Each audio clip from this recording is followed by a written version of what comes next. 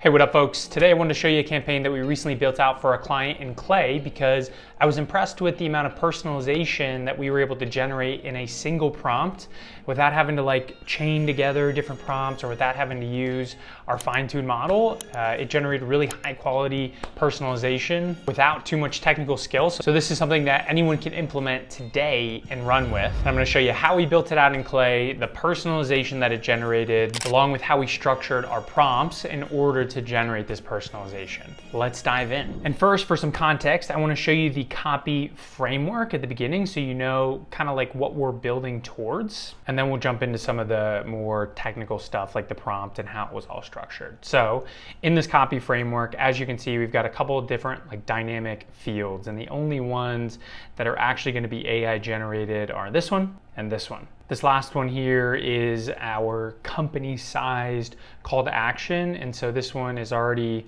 custom. It's predetermined and set for each individual prospect or company based on the company size. So the client that we built these campaigns for, they're a service business, and the problem that their prospects are likely facing is slightly different based on the size of the company. And so the way the call to action is structured here is that we are asking a question that shines a light on the problem that they're likely facing, and it's going to be all different based on the size of the company. So I'll show you how we structure that in Clay as well, but just for context, normally when I have this type of copy framework that I want to build out in Clay, typically what I had to do is break this up into two different columns to generate two different kind of sections of personalization. So this might be a column in Clay, and all GPT-4 is going to do is generate the personalization for this line in specific.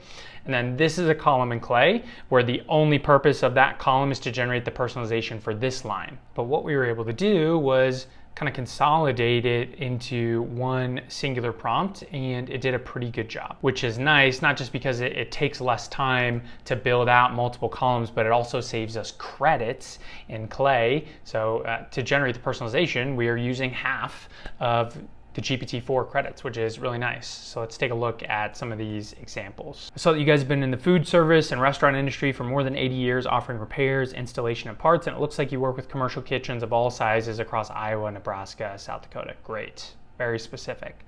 So you guys have been providing high quality HVAC and plumbing services since 1945, and it looks like you work with a diverse range of clients from municipal and government institutions to research laboratories. Great, super specific. I saw that you guys have been providing HVAC, plumbing, and energy services for over 50 years, and it looks like you work with a diverse range of industries from biotechnical to data centers and education. Again, same structure, very specific to each company. And as you can see, it's all in one singular prompt here instead of it having to be broken out. So how did we build this out in Clay? It's actually really, really simple. So this list, it was pulled from Apollo, and the very first column in here is enriching for the company and LinkedIn. So when we were digging deeper into some of these companies that we pulled from Apollo, we found that the company sizes provided by Apollo were really far off for this industry. And so our call to action, or the problem that we are assuming each company has, is based on the company size. So we want to get that right. So we ended up just enriching for the company, mapping the company size to the table, and then writing a formula in here to where each one of these columns or each one of these rows is assigned one specific question based on the size of the company. And so I can't show you exactly what the call to actions are here and all of the specifics because this is for a client. But if you're trying to build out something similar where you can have these very dynamic call to actions based on a certain changing variable and you're having trouble with it, just let me know. Shoot me a message in LinkedIn and I'm more than happy to help you troubleshoot this.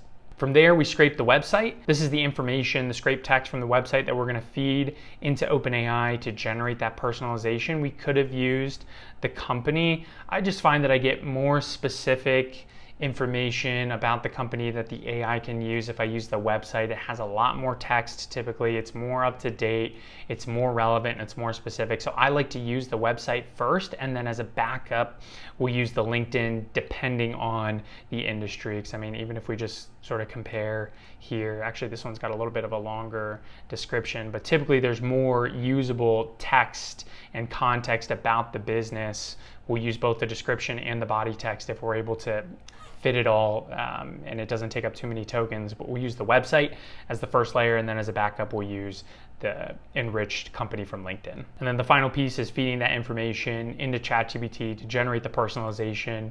And within here, we've got the prompt, which we're gonna go over in just a second, but then we also provided examples for all of this stuff. I mean, like, you can come up with the absolute best prompt in the world, but only one prompt is gonna get you so far. If you wanna have really high quality completions, you need to provide examples in Clay of what the ideal completion looks like for you, and it moves the needle a lot and really helps to improve the quality of the completions that you'll get. So okay, let's take a look at the prompt, because that was actually the crux of the equation here. As you can see, the Clay table is pretty simple, but figuring out the prompt that's going to deliver this in a programmatic, scalable, high quality way was the hardest part. And Clay has recently been changing and updating the way that you interact with GPT-4 and like how specifically you can go in and prompt it. So it's been kind of hard to systematize things on our end just because it has been changing so frequently.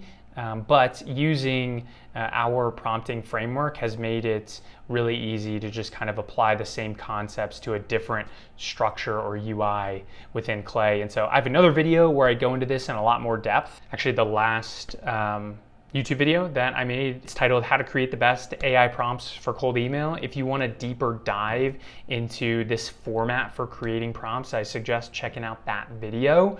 But I'm gonna give you the crash course here real quick in this video so that you do have some context. And just to preface this is a way to create and think about prompts. It is not the way to create and think about prompts. There's a lot of other really great information out there. Maybe something else works better for you. This is just what works really well for me. It's worked really well for our clients. So I'm gonna arm you and share the information anyways, but it's totally up to you if you wanna use it and run with it. So okay, real quick, this is the framework that we use. We call it the PORT framework, P-O-R-T. This is how we think about creating prompts. And the name PORT, it's kind of corny, but it came from the idea that you can't ship a cold email without first stopping at the port and gathering everything that you need. So it's an anagram, and it stands for P, perspective, O, objective, R is rules, T is text. Basically, P, the perspective. This is the role that you want the AI to take, so who it is going to be.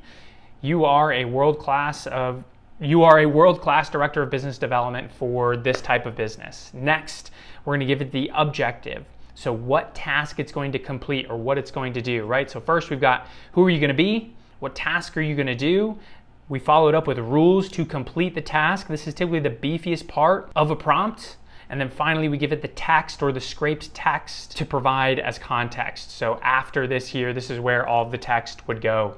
And to kind of come back to this rules section, what I have found is there are 3 subcomponents to giving AI rules for writing cold emails that really help me to create high quality prompts. There's the format. So how long is the line gonna be? How many words are gonna be in it? How are the lines gonna be structured? The tone, is it gonna be formal? Is it gonna be casual? And then finally the focus, and this is arguably one of the most important pieces that I think people miss, because when you provide AI with a whole bunch of context and you're like, here, go write this personalized line, it's gonna grab anything a lot of times, or just grab something random. So the problem that you run into is that the personalization is completely irrelevant to the rest of the message, and it just seems like a choppy AI generated line.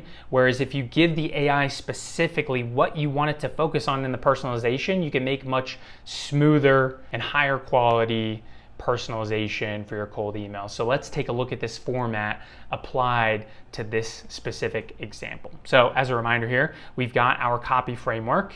And so we've got line 1 and line 2. We want personalization in both of those parts, and we're going to use the PORT framework to create the prompt that's going to generate this completion. So first we have P, or perspective. You are a world-class VP of business development that specializes in writing cold email campaigns. You are building campaigns targeting, insert your type of company, between however big the companies are. Next, we've got the objective. So what is the task that the AI is being given to complete? Use the template I provide you to personalize the first line of a cold email. Do not write any other parts of the email outside of the template language I provide you. Here's the template. And as you can see here, this is the exact language. This is the exact template. and we've distinguished between these personalized tokens. They're slightly different. We've got the customer icebreaker and the company icebreaker. From there, once I've given it the objective and the template, I've got my rules. So now I'm going to tell it in this specific section of the template, use the information from the inputs I provide you to write a personalized line about what do you want it to focus on in this section. So the company icebreaker, we want it to focus on what services the company offers and or how long they've been in business. So let's take a look. I saw that you guys have been in the food, service, and restaurant industry for more than 80 years, offering repairs, installation, and parts. Boom, nailed it. Next, in the company icebreaker section, write about focus. What do you want it to focus on? So in this section, who the company works with, and the geographical location that they provide services. That was relevant for this industry in specific. Again, your focus and your rules might be a little bit different. All right, so let's take a look. And it looks like you work with commercial kitchens of all sizes across Iowa, Nebraska, and South Dakota. Very specific, nailed it. Next, all right, we've got the format. In this section of the template, don't add more than 3 to 5 words of personalization. Don't reference COVID at all. So now we've got just like random rules. So after trial and error, running into these different problems with the completions, you just add small little things into your prompt to start to get rid of that stuff. In this section, don't add more than 3 to 5 words of personalization. Now we've got the tone. Keep the writing conversational and concise. Again, these are the 3 things: format, tone, and focus. There might be other things that work for you, but this is what's worked really well for us. Don't reference the company by name. Talk to them, talk in second person to them. Make sure your writing's casual and concise. So we had to be like kind of redundant here. We were running into problems with the AI not following this rule, so we had to remind it again, and for some reason that worked to help concise up the completions. Don't provide me with the completion until you've double checked your work. This is just a random thing that I found helps make the completions higher quality.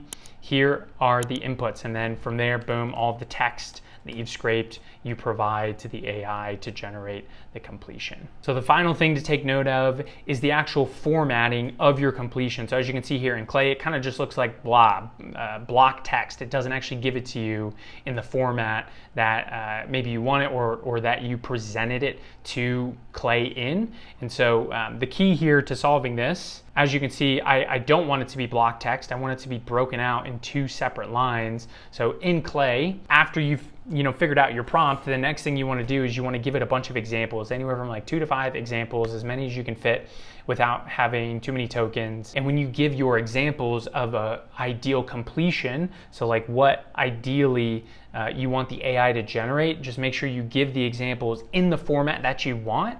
It's still going to look like block text in Clay, but when you download this as a CSV, or you go to upload it into your email sending tool, it should have the proper formatting in the same way that you provided it in your example. So it should come out just like this, and you should be pretty much good to go to just ship these emails. Cool, that is all I got for you guys today. Hopefully you found this helpful and it gave you some ideas. If it did, please hit the like and subscribe button below. It really helps the channel out a lot. But other than that, I wish you the best of luck, and I will see you on the next video.